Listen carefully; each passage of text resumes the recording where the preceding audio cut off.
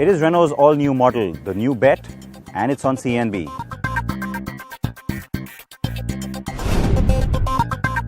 Same segment, big shootout. The Compass takes on the Tucson. And we're back at Frankfurt to bring you plenty more hot metal.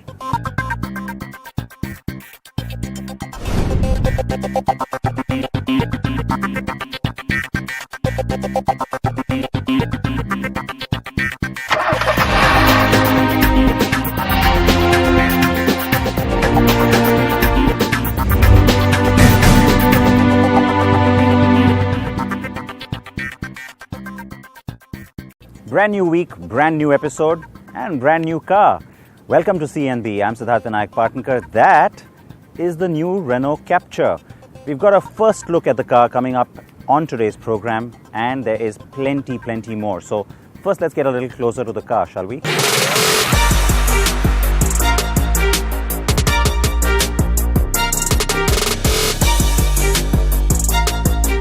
Now, first up, let me answer the question many of you will be asking. Renault hasn't launched this car, it's just an unveil and then they've given it to us to drive. So no prices, we still don't have those, that'll only happen next month. But I can tell you about its styling. First up, it is a nice compact, very urban, modern looking SUV.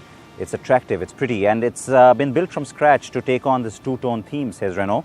So you can see that in the body panels. Black and orange is this one. You have lots of different customization options, lots of personalization, including roof wraps and decals. That's going to be exciting, says Renault again. This is the Platine edition, which is the top variant. India is the only market that gets such a swanky variant on the Captur. Now, the European Captur, to clarify, is a smaller car. It's more hatch-like. The Brazilian and Russian version is somewhat like this. But we also have the tallest car, and we also have the longest in the entire family. Tallest in the entire Captur family globally at 210 millimeter ground clearance. That's 5 millimeters more than the Duster as well. The face, very modern and contemporary, very typically new look Renault, and so it will be attractive when you see it on the road. LED lighting, daytime running lights, I could go on, there's lots of features, but we'll save that for our big review. Now, this car takes on what rivals? That's the other question many of you have been asking. Well, you got something like the Creta at the absolute starting end of this car, and then you got the Compass and the Tucson at the top end. So that is a fairly good idea on where this car will be priced as well. But let's get straight into it then. The Compass, we've already put it to the test against one of the three-row rivals, but now it's time to go head-to-head with the most obvious rival, the Tucson.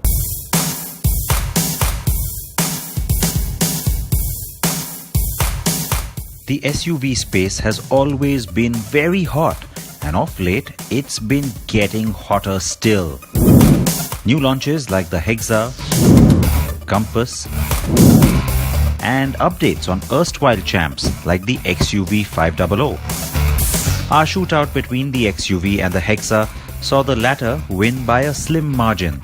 We then put the Hexa up against the Compass, and the new car beat out the larger Tata model. So now it's time to get the Compass to fight its more immediate and obvious rival, the Hyundai Tucson. Launched in November last year, the Tucson went on to win the Compact SUV of the Year award at the 2017 NDTV Car and Bike Awards, with both petrol and diesel 2-litre engines, and both engines getting a further manual and automatic gearbox option. The Tucson ticked almost every box. And it is gorgeous to look at, as it takes the best of fluidic sculpture and achieves a great proportion too.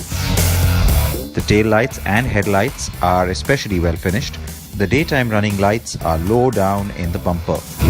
The petrol ranges from 18,78,000 to 21,64,000, and the diesel from 21,34,000 to 24,71,000 rupees. Even with premium pricing, the fact that it came loaded with all the bells and whistles made it quite appealing to the premium SUV buyer. The Compass is the baby Grand Cherokee, and its big advantage is that it hides its really compact proportions in its design. The SUV looks premium, ready for action, and very well finished. Jeep has done well here. Comparing the interiors of the Tucson to the Compass is like comparing two finely made but completely different dishes at a premium restaurant. Both SUVs have a sense of quality about them, but both present that quality in a very different way. The Tucson takes a more conventional approach with a beige interior and hues of cream and brown all around, while the Compass kicks it new school and offers a contrasting black and white cabin, the black being the dashboard and the white being the leatherette seats and side panels. Where both are similar though are in the overlap of features that they offer. Both get large touch screens with inbuilt navigation, Apple CarPlay, Android Auto. They have start-stop buttons, an electronic parking brake and individual climate control. The Korean though does trump the American, all puns intended, with additional features like electronic adjustment for the driver's seat and a sunroof. And since we're at it, the Tucson also has an electric tailgate with a remote opening feature and a button to close it as compared to the all-manual setup in the Compass. Is it a must-have? Well, not really, but always good to get something extra.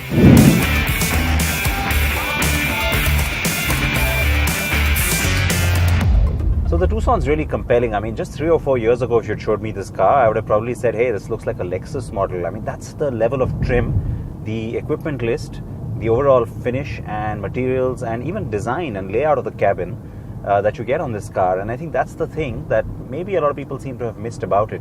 It really gives you a lot more than what you expect from a car at this price point or in this segment. As I mentioned earlier, the Tucson gets both a petrol and a diesel 2-litre engine. The diesel is the more popular one and also the one I have here today, with 182 bhp and 400 Nm on offer, while the petrol makes 152 bhp and 192 Nm of torque. Now there is an option of a 6-speed manual, but you're really better off with the 6-speed auto, which is quite responsive.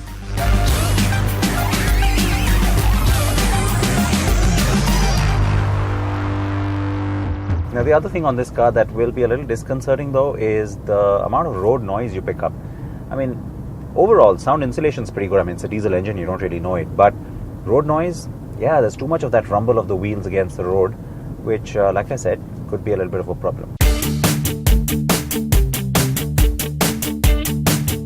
The Tucson Automatic gets drive modes too, Eco and Sport to be precise, and that does really change the way the car performs, especially since it makes the auto box a lot sharper and more responsive. And since it is an automatic, you also get hill hold and hill start assist. The manual, on the other hand, gets something called flex steer that makes the steering response a lot sharper at the touch of a button. The Compass has also impressed me with its performance, but Jeep has still not let us have the petrol or its automatic option to drive as yet. Now the Tucson has the big advantage of having automatics for both the petrol and the diesel. That's where this car lacks a little bit. And you know what, we've been asking Jeep, hey look, so many people are asking about a diesel automatic, are you going to do it? Well, clearly there's no demand for it from the export markets, and here in India it could have been a compelling case. But think about it, the government and overall in terms of what's happening in our society, the signal is quite clear that you may not really have diesel cars being popular for very long, and so which is why it's an investment that Jeep is not so ready to make in a hurry. It's going to wait and watch. Might happen, but likely might not.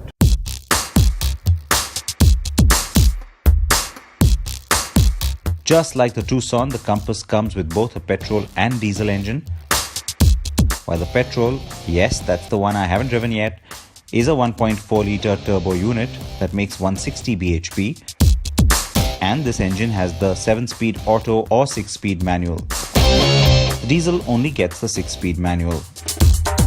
And it's a 2-litre unit that makes 170 bhp. But what the diesel does get is 4-wheel drive, something every Jeep should have anyway. It also gets off-road driving modes, auto, snow, sand and mud, that change the way power is delivered to the 4 wheels and make sure you get out of those sticky situations. Everything on the Compass feels so nice and chunky and solid. It's got this great feel, and I mean that in terms of the ergonomics, the tactile feel of all the instruments, the way the gear changes happen, the steering, all of it feels really well built, and that's great because it gives you or exudes a sense of confidence.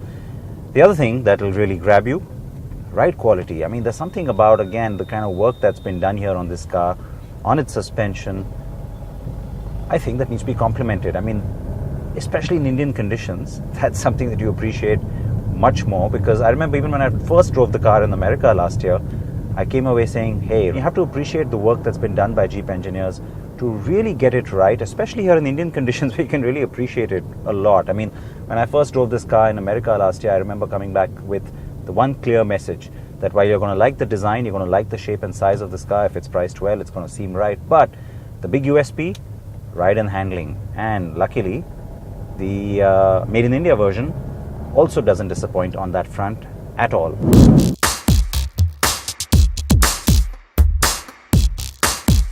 So both cars are good on ride, though the Compass pushes ahead on handling. Its 6-speed manual gearbox is a delight, but I have to think that the convenience and comfort from the Tucson's powertrain options has to be applauded. There's one very distinct difference between the two SUVs though. Where the Compass does have that handling prowess and steering superiority, the Tucson is an easier vehicle to drive, especially in urban areas. The Jeep Compass is less expensive as compared to the Hyundai Tucson, and by a considerable margin. The base model is priced at 15,16,000 rupees as compared to the base petrol Tucson at 18,78,000, while the fully loaded petrol automatic Compass is at 19,67,000 as compared to the Tucson's 21,64,000. Now the ratio between price and spec when you consider the diesels is even larger. While the fully spec Compass diesel manual with 4-wheel drive is priced at 21,37,000, the Tucson diesel manual is available only in a base spec and priced at 21,34,000. But of course, you get a lot less standard on that variant. The highest spec Tucson automatic diesel comes at 24,71,000 rupees. So there's no denying that the Tucson brings a certain level of sophistication, great interiors, drives really well, and sets almost new benchmarks in this space. But there's also no denying that there's tremendous value in the Jeep Compass, and it blows the competition out of the water on that too. Even cars which are 3 rows like the XUV 500 and the Hexa. But speaking of value, a lot of you have also been questioning another car from Hyundai's lineup, and it is of course the Creta. Does it really compare head-on with the Compass? No, they do belong to different segments, but that's where the compelling pricing from Jeep has really made a difference. That's where you don't have a choice but then to start also comparing cars like this one, and it kind of calls them out in terms of what kind of pricing they first brought to the market. Apples and oranges? Probably not. But for many of you, the question becomes compelling. Stick to your plan of buying a Creta this Diwali, or now get tempted to spring for a Compass. The impact on EMI would not be as high as you think, and so we are compelled to pit these two against each other too. The Creta is what most buyers look at and see the ideal SUV. Design-wise, it doesn't break any molds and looks like an SUV should, with its upright stance, flat grille and generally 90-degree design approach. That said, it is a handsome-looking car, especially if you get the SX Plus variant with the two-tone roof that goes well with the two-tone alloy wheels. And this is what has really helped the Creta do so well in India, with nearly 2 lakh units sold since its launch 2 years ago. The interior is well crafted, and although just like the exterior, it lacks a certain fanciness about it. It's made well, designed well, and it's ergonomic. Now, the updated Creta also offers a much better infotainment system with better connectivity, including Apple CarPlay and Android Auto. So the package and what this car brought to this segment is really what's made it a big hit. The good looks certainly help. The Creta offers a range of engine options. You could choose the 1.6-litre petrol that makes 122 bhp with either a manual or an automatic, or you could have one of the diesels. The smaller 1.4-litre makes just 89 bhp. The larger 1.6 diesel makes 126 bhp, has 265 Nm of torque, and just like the petrol, can be had with both manual or automatic options. Unlike the Compass though, there is no four-wheel drive option on either of those drivetrains. Now the trick that Hyundai has learned really well and mastered here in India is offering lots of different variants at different price points. So even though I've always maintained that the Creta has been a little bit of an overpriced car, it's still done really well because there isn't really anything else like it in the market. You also have a lot of options now with automatic both on diesel and petrol. Again, that's something that's worked beautifully for Hyundai in the market.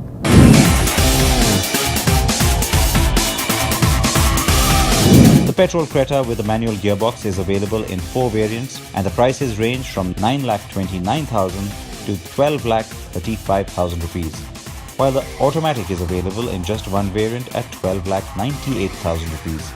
Comparatively, the petrol Compass goes from 15.16 to 19.67 lakhs. The diesel manual Hyundai Creta 1.4 is priced between 9,99,000 and 12,21,000 rupees, while the manual 1.6 goes for 12,45,000 to 14,48,000 rupees. The automatic 1.6 diesel Creta is priced between 13,65,000 and 14,55,000 rupees. Comparatively, the Jeep Compass is more expensive and only gets the manual diesel with prices ranging from just under 16 lakhs to 19,41,000 rupees for the two-wheel drive version. The four-wheel drives are priced at 20,65,000 and 21,37,000 rupees. So the Hyundai Creta is most certainly a considerably less expensive car as compared to the Jeep Compass, but when you do quantify value for money and if you stretch that budget, the Compass makes a compelling argument. Price-wise, it sits between the Hyundai Creta and the Tucson, and yet it manages to be a better SUV than both. And not only is it the best 5-seat SUV you can buy in that price range, but consider the fact that it fares better than the larger 7-seaters too. It is the best SUV in this segment. Now Renault has tried to go really swanky with the interior, and that is good because that's the one big complaint with the Duster, right? The interior just wasn't good enough. On this Platine version, you get these standard quilted seats. It looks like a premium car in many ways. The plastics are pretty good, nice two-tone palette. On the top end, you also get the gold and white finish for the metal that you see here. Again, something different. There is an LED surround on this central console here as an ambient light of sorts. Climate control is standard as well. The touch screen is just a lot like the one on the Duster though, in terms of interface, in terms of what you get on it. So you do get navigation, but there's no Apple CarPlay or Android Auto. Those are in the works, says Renault India. No automatic at launch, and we don't know when the automatic will come if it does. So that could be a bit of a downer for some people. Start-stop button, the smart key card that Renault has been talking about with other models as well, and a nice instrument cluster. So overall, it really wraps into a contemporary and very attractive looking car. At the back too, the seats are pretty comfortable. They're contoured well. Though, remember, it's a compact car, so it's not as if it's going to be hugely generous, but you get a good sense of headroom and you sit really tall as you would in many SUVs. All right, let's take us back into Frankfurt territory now. It's back to the show because last week we showed you everything that the Germans brought to their home show. But what about everybody else? It turned out to be a lot better and bigger, the show, even though there were some brands not participating. Here's more. Last week, we brought you some of the coolest metal from the Germans at this year's Frankfurt Motor Show. And this week, we bring you some more hot cars. And what's more, they're the ones that will make it to India sooner or later. So let's start with the latest supercar to roll out from the hallowed grounds at Maranello. Yes, a brand new Ferrari. This is the Portofino, the replacement for the California line. The twin-turbo Portofino packs an impressive 592 horses and gets from 0 to 100 in just 3.5 seconds. The new Portofino also gets the newest Ferrari interior design and still has the 2+2 seating layout. While the styling on the California was questionable to some, the Portofino is without a doubt a lot more stunning. And it is a hard-top convertible, which means it can go from coupe to convertible at the touch of a button. Can't wait to get our hands on it.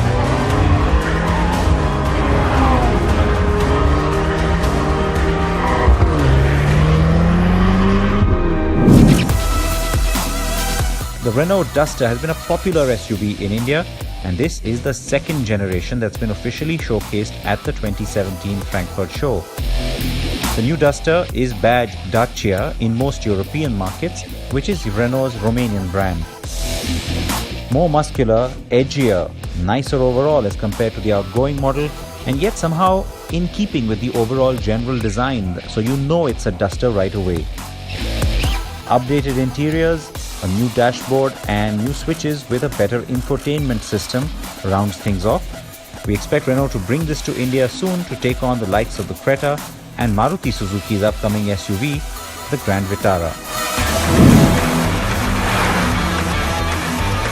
From a car that will most definitely come to India to one that we hope Maruti Suzuki will bring this time around.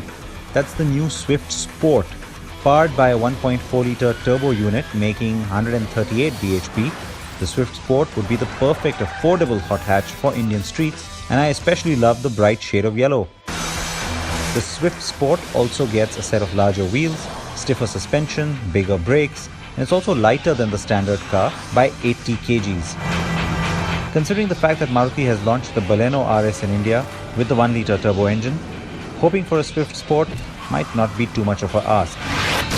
The next generation Swift, of course, only comes to India next year. Although electric cars seem to have been the most popular theme at Frankfurt like we showed you last week, the SUV craze is still very much alive. This is the newest iteration of the Toyota Land Cruiser, larger than ever before, but still staying true to the body-on-chassis construction. The SUV gets a whole new front end, which has been slightly controversial, and it's a brand new interior too. Considering its popularity, especially with hardcore off-roaders, expect this to make it in India pretty soon, though with a hefty price tag as always.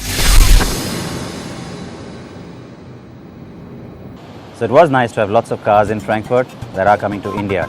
Now, the Captur kind of sits in the same space as the Duster in many ways. They share a platform, remember, and that's where the difference lies. The Duster will be the rugged SUV, and which is why the Captur, being sophisticated and urban, won't even get 4x4. It's not even an option that the company is considering, and so of course not there at launch either. The launch is in just a few weeks' time. Please react to this car, see everything else on the show and tell me what you thought about that too, and join us next week. Wear your seatbelts, wear your helmets. Bye-bye.